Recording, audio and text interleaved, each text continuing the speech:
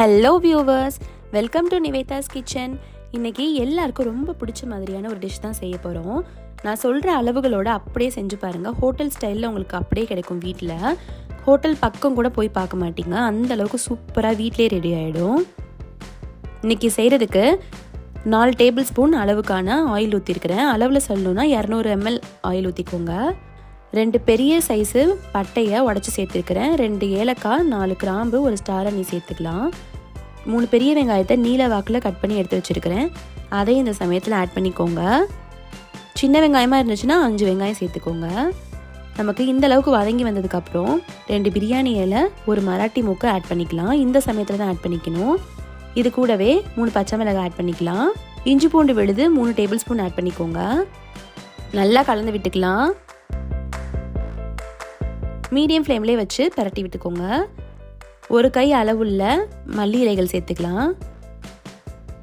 புதினா 1 cup add பண்ணிக்கோங்க. உப்பு 1 டேபிள் ஸ்பூன் ஆட் பண்ணிக்கலாம். கொஞ்சமாக மஞ்சள் தூள் ஆட் பண்ணிக்கோங்க. Biryani masala 1.5 tablespoon add பண்ணிக்கோங்க. 1 டேபிள் ஸ்பூன் மிளகாய் தூள், garam masala 1 tablespoon add பண்ணிக்கலாம். நம்ம இப்போ எல்லாத்தையும் மீடியம் ஃப்ளேம்லேயே வச்சு பரட்டி விட்டுக்கலாம். அப்போ தான் கீழே பிடிக்காமல் வரும். இது கூட 3 டேபிள் ஸ்பூன் தயிர் ஆட் பண்ணிக்கலாம். நல்லா கலந்து விட்டு இந்த மாதிரி கன்சிஸ்டன்சியில் நம்ம எடுத்து வச்சுக்கணும். இப்போ இதை மூடி போட்டு நம்ம வேக வச்சு எடுக்க போகிறோம். மீடியம் ஃப்ளேம்லேயே வச்சு வேக வச்சிங்க அப்படின்னா நல்ல எண்ணெய் பிரிஞ்சு உங்களுக்கு இந்த மாதிரி கிடச்சிரும். பாருங்கள், எண்ணெய் எவ்வளோ சூப்பராக நமக்கு பிரிஞ்சு வந்திருக்குது. இப்போ இந்த சமயத்தில் தான் நம்ம கறியை சேர்க்க போகிறோம். இன்றைக்கி நான் மட்டன் ஒரு 250 கிராம் எடுத்து வாஷ் பண்ணி எடுத்து வச்சுருக்கிறேன். அதை இந்த சமயத்தில் நம்ம ஆட் பண்ணிக்கலாம்.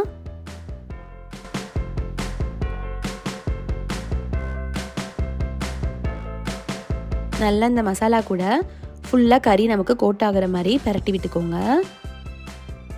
இப்போ நல்லா பரட்டி விட்டதும் மூடி போட்டு நம்ம மூடி வச்சு இப்போயும் நமக்கு மட்டனில் உள்ள எண்ணெய் நமக்கு நல்லா பிரிஞ்சு வரணும். அப்போ தான் நமக்கு அந்த மசாலா வந்து கறியில் நல்லா டேஸ்ட்டாக இருக்கும். நமக்கு பாருங்கள், நல்லா நமக்கு ரெடியாகி வந்துருச்சு. நமக்கு எங்கேயுமே பிடிக்கலை, ஒட்டலை. நமக்கு கறி இன்னும் கொஞ்சம் வெந்து வரணும். இப்போ இதை மூடி போட்டு கறியை வேக வச்சிடலாம். இதுக்கு நடுவில் அரிசியை வேக வச்சு எடுத்துக்கலாம். நல்லா கொதிச்சு வந்ததும் அரிசியை போட்டு ஒரு 25% நமக்கு வெந்து வந்தால் போதும். இன்றைக்கி நான் எடுத்துருக்கிறதுன்னு பார்த்தீங்கன்னா 1 கப்பு அளவு பாஸ்மதி அரிசி எடுத்துருக்கிறேன். அளவில் சொல்லணும்னா 250 கிராம் அரிசிக்கு 250 கிராம் கறி சேர்த்துருக்கிறேன்.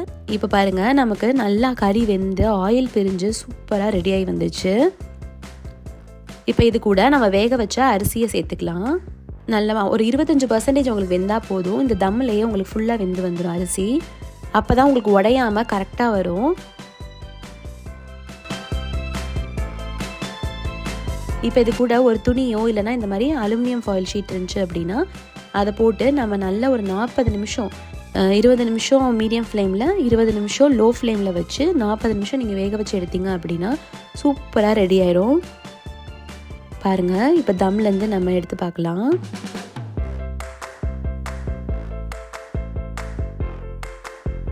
வாவ், சூப்பரான மட்டன் பிரியாணி நமக்கு ரெடி ஆகிடுச்சு. நான் உங்களுக்கு அரிசி எடுத்து காட்டுறேன் பாருங்கள். நல்லா உதிரியாக கீழே கூட நமக்கு பிடிக்கல, சூப்பராக ரெடியாகி வந்துருச்சு.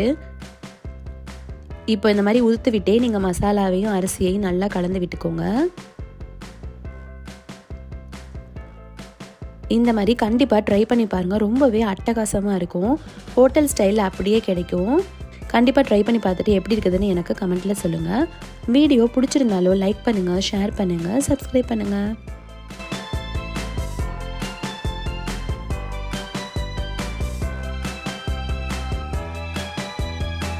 Thanks for watching.